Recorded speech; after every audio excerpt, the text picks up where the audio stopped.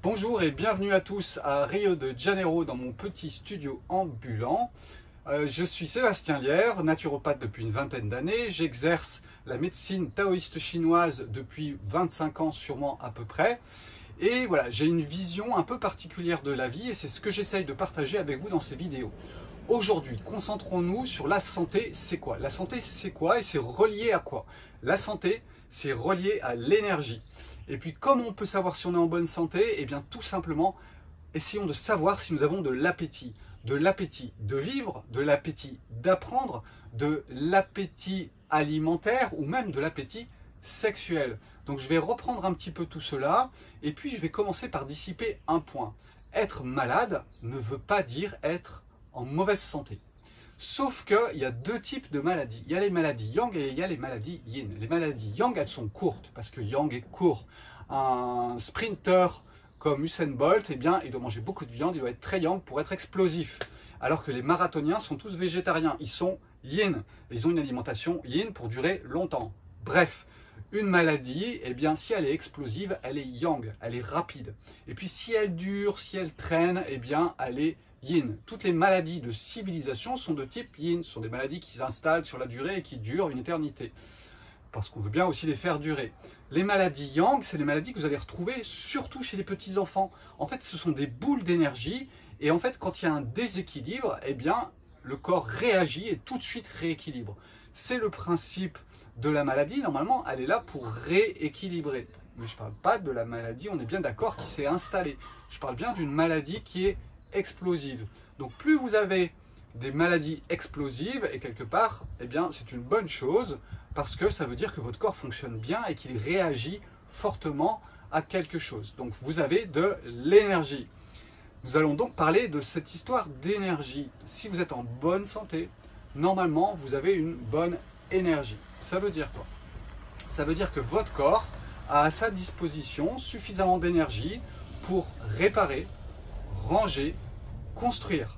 Et s'il n'a pas cette énergie, soit pour l'un, soit pour l'autre, eh bien soit ça va s'amasser dans un coin, soit ça ne va pas s'auto-réparer comme ça devrait, et là vous avez une baisse d'énergie. Alors bien évidemment, si vous avez 90 ans, vous n'avez pas l'énergie d'un petit enfant de 5 ans. Donc tout doit être en rapport aussi par rapport à l'âge que nous avons. Et puis cette énergie, elle va se manifester comment? Eh bien elle va se manifester par l'appétit. L'appétence de faire quelque chose. Et je vais bien insister là-dessus. L'appétit, vous avez deux types d'appétit.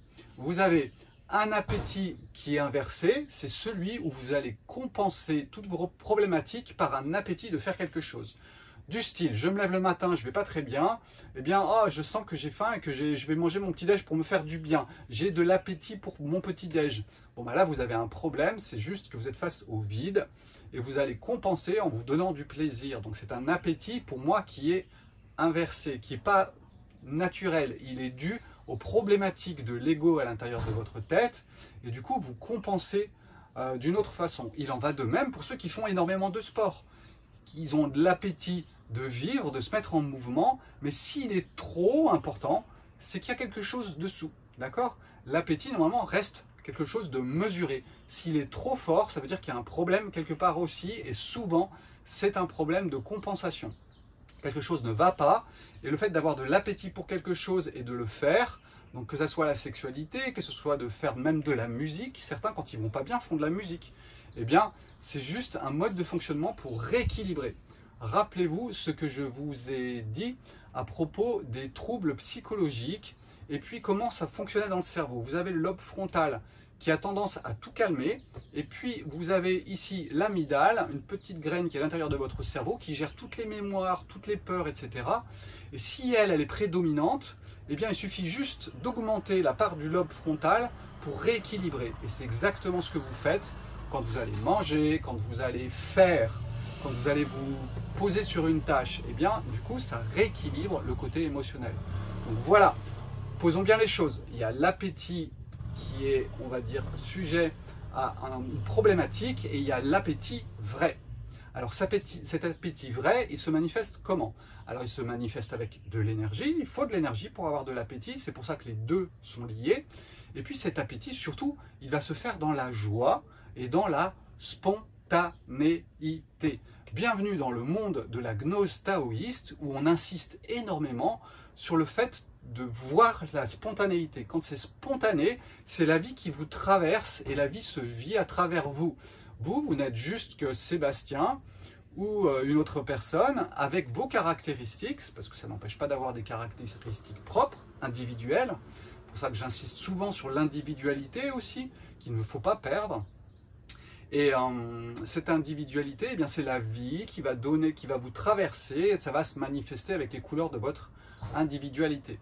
Donc, l'appétit de vivre dans votre individualité, c'est ça. C'est se réveiller le matin, être heureux, avoir envie de faire des choses et être toujours partant pour faire des choses. Sans énergie, vous ne pouvez pas. Sans énergie, vous allez vers une santé qui va décliner. C'est pour ça que je vous dis, la santé et l'énergie sont reliées. Et je vous mets l'appétit au milieu de tout ça pour vous permettre de savoir où vous en êtes exactement. Donc ça, c'est l'appétit de vivre. Il y a aussi l'appétit alimentaire. Alors attention, c'est aussi ce que j'ai repris plusieurs fois. L'appétit alimentaire, c'est pas « Ah, j'ai mal quelque part, je mange, j'avais faim et j'ai de l'appétit ». Non, c'est « Je suis gai, je suis heureux, j'ai la salive qui vient dans ma bouche et j'ai envie de manger ». J'ai pas envie de manger un super gâteau, j'ai envie de manger quoi que ce soit avec bonheur. Donc vous voyez bien la différence entre se faire du bien, manger avec bonheur, et ça va faire du bien. Mais il n'y a pas la volonté de se faire du bien, et c'est vraiment la différence. Et surtout cette histoire de spontanéité qui pour moi est très importante. Bon, je vois que je n'ai pas mis le micro, j'espère que ça va bien passer au niveau du téléphone. Ensuite, vous avez l'appétit de... apprendre, voilà, appétit d'apprendre, excusez-moi. L'appétit d'apprendre, ça c'est avoir le goût de connaître la vie, avoir le goût de connaître des choses. Si vous avez du mal à vous installer dans des nouvelles histoires, à des nouvelles connaissances, eh bien c'est qu'il vous manque de l'énergie, vous n'avez pas cet appétit et cet entrain pour apprendre. Apprendre la musique, apprendre un nouveau sport. Tout cela, ça demande de l'énergie. Si vous n'avez pas cette énergie, vous n'avez pas l'appétit pour apprendre. Donc ça, c'est quelque chose de très important aussi. Mais l'appétit pour apprendre inversé, ça existe aussi.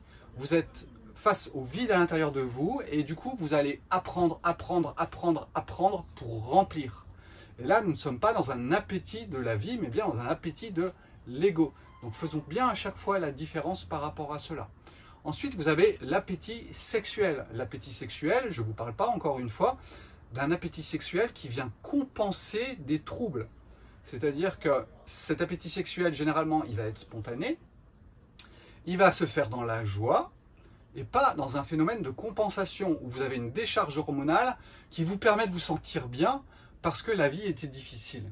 Donc, voyez bien comment ça s'articule, la spontanéité, l'appétit, l'énergie, et tout cela va ensemble. Alors si vous êtes bien dans le bon sens, alors sans dire bien ou mal, parce que ce n'est pas le but de ce que j'essaye de vous partager. On essaie juste de rester sur les faits de ce que l'on voit et pourquoi on le fait. C'est ça le plus important. Sortons de la caverne et observons la vie pour ce qu'elle est. Et oui, on a des fois de l'appétit comme ça ou de l'appétit comme ça, c'est un fait. Voilà. Donc voilà, j'ai fini pour ce petit côté de l'appétit, de l'énergie, etc. Donc voilà, c'est une façon de voir si vous avez de l'énergie en fonction des différents appétits que vous avez. L'appétit de vivre, l'appétit d'apprendre, l'appétit de manger, l'appétit sexuel. Voilà, c'est un package qui vous montre si votre énergie circule bien.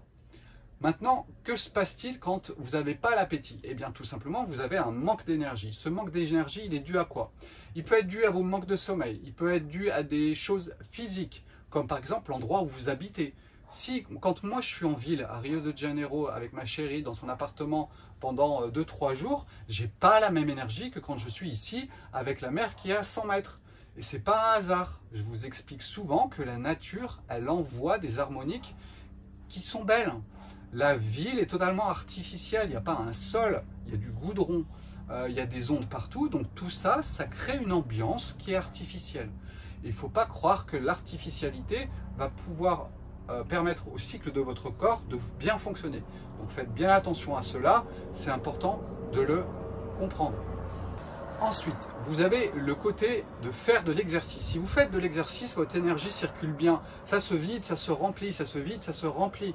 Et pour certaines personnes, c'est d'autant plus important. Ça, j'en parle plutôt quand je vous fais des vidéos sur le design humain. Et d'ailleurs, je vais sûrement recommencer à en faire. Mais cette énergie, elle a besoin d'être dépensée, elle a besoin de se vider et de se remplir. Elle a besoin de circuler. C'est comme l'eau. Une eau qui stagne, elle croupit. Eh bien, l'énergie, c'est la même chose. Si elle ne circule pas, elle croupit. Donc, bougez, bougez, bougez. Faites de la marche, faites de l'exercice, allez dans une salle de sport si vous êtes en ville, mais il faut absolument avoir du mouvement pour votre énergie et pour que vous en ayez suffisamment. Ensuite, un autre côté physique, c'est le côté alimentaire. Si vous vous alimentez bien, le plus naturellement possible, eh bien, vous n'aurez pas de problématique d'envoyer des harmoniques dans votre corps qui sont artificielles. Par contre, si vous mangez des choses qui ont beaucoup de choses artificielles dedans, et on sait qu'il y a de plus en plus d'additifs qui sont dans l'alimentation, eh bien ça va perturber votre corps. Ça va lui demander beaucoup d'énergie aussi pour éliminer ces substances qu'il considère tout simplement comme toxiques. Et donc ça va épuiser votre corps. C'est une autre façon aussi d'épuiser son énergie. Ensuite, vous avez tout ce qui se passe dans votre côté mental. Alors, c'est vrai que depuis pas mal de vidéos, je me suis beaucoup concentré sur le monde physique pour vous expliquer tout cela. Je vais revenir à un moment ou à un autre sur la psychologie et je vous invite à regarder, sinon par curiosité, toutes les vidéos que j'ai fait il y a 2-3 mois où je vous parle énormément de la psychologie. Donc votre psychologie est très importante. Si vous avez des conflits à l'intérieur de votre tête, eh bien cela va avoir un impact sur votre énergie. Et ça, je l'explique très bien avec des différences de potentiel. L'énergie qu'on met à ce que deux choses ne soient pas ensemble, comme la justice, la vérité, le mensonge, l'injustice, eh bien voilà, on a tendance à les séparer et à ne pas vouloir qu'un soit avec l'autre. C'est comme un élastique. Vous tirez sur un élastique avec la vérité et le mensonge ici, et bien ça ne veut qu'une chose, c'est revenir ensemble. Il vous faut donc forcer pour pas qu'ils soient ensemble. Mais la vie fait que les choses sont ensemble. Donc vous allez dépenser une énergie colossale pour ça, et c'est pour ça que vous allez développer les maladies comme le cancer. Vous faites des petits cancers tous les jours, mais votre corps a l'énergie pour l'éliminer. Mais un jour où vous n'avez pas l'énergie, eh bien ça augmente, ça augmente, ça augmente, ça augmente. De plus, je vous expliquais que le stress consomme beaucoup de magnésium. Le magnésium dans le moteur de la cellule est très important. Et quand on parle du cancer, eh bien oui, le moteur de la cellule cancéreuse ne fonctionne plus pareil. Il fonctionne avec la fermentation du sucre et non plus avec sa transformation comme il le fait d'habitude. Le magnésium intervenant, à mon avis, beaucoup dans tout cela. Mais revenons à la racine des choses. Et la racine des choses, c'est ce qui se passe dans votre tête. C'est pour ça que je parle depuis, je pense maintenant 7-8 ans, beaucoup plus de psychologie, parce que moi-même, je l'ai beaucoup mieux intégré dans ma compréhension du monde, et c'est pour ça que je vous le partage aussi dans l'enseignement que je vous donne sur Internet, où je vous parle du monde physique, des maladies, du yin, du yang, mais je vous parle aussi du monde psychologique, parce que c'est bien de bien manger, mais si vous avez tout le temps peur quand vous allez au magasin bio, je ne vois pas l'utilité. Bon, c'est moins pire, c'est clair. Mais vous allez perdre beaucoup d'énergie dans vos peurs. Vous allez être malade comme tout le monde, même en mangeant bio. Donc voilà, faites bien attention à cela. C'est vraiment très, très, très, très important. Je ne le répéterai jamais assez. Alors c'est le plus difficile. C'est le plus difficile à équilibrer parce que ça demande à la fois un petit effort et surtout un changement de vision du monde. Et c'est pour ça que je vous parle. Je vais vous faire une vidéo sous peu sur la caverne de Platon pour vous expliquer ça simplement. Vous vivez, nous vivons dans la caverne de Platon avec plein d'ombres qui passent devant et ce n'est pas le monde. Sortons de la caverne de Platon et vous allez voir qu'il y a des choses qui vont se passer dans votre vie avec des équilibrages de vos conflits antérieurs. Malheureusement, toutes les thérapeutiques qui sont aujourd'hui autour de nous sont des thérapeutiques de la caverne. Donc du coup, ça ne fonctionne pas comme ça devrait fonctionner. La vie, de par nature, équilibre les choses toute seule. Et ça, c'est quelque chose qu'il faut vraiment se mettre dans la tête, mais il faut être au soleil, en dehors de la caverne. Sinon, ça ne fonctionne pas, ça ne peut pas fonctionner. Donc je vous explique tout ça dans l'enseignement que je vous donne sur sebastienlièvre.com. N'hésitez pas à y passer et vous aurez encore plus d'informations. Il y a plusieurs modules, il y en a 3, un physique, un psychologique et un métaphysique. Et vous n'êtes pas obligé de faire les 3, mais au moins le physique pour comprendre votre alimentation et qui vous êtes, comment vous fonctionnez en fonction de ce qui est autour de vous. Et puis la psychologie, ça reste quand même quelque chose de très important. Et si vous entrez dans ce mode de fonctionnement, je vous jure que dans votre vie, il y a des choses qui vont changer et vous allez voir. Parce que dans la caverne, on ne voit pas.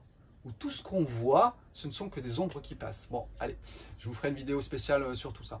Donc voilà ce que j'avais à vous dire aujourd'hui. La santé, on peut la mesurer, elle est reliée à votre énergie, et votre appétit, il est relié à l'énergie. Donc l'appétit, c'est ce qu'on voit à l'extérieur, l'énergie, c'est ce qui est à l'intérieur, et votre santé, c'est cette globalité.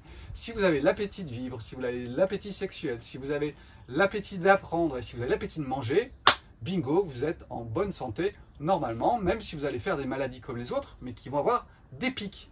Voilà, j'ai assez parlé pour aujourd'hui, on ne va pas rester sur ce sujet trop longtemps non plus. Et puis à bientôt pour une vidéo sûrement sur la caverne de Platon. Et là, nous allons parler de psychologie où votre mental va pas aimer. Voilà, ciao!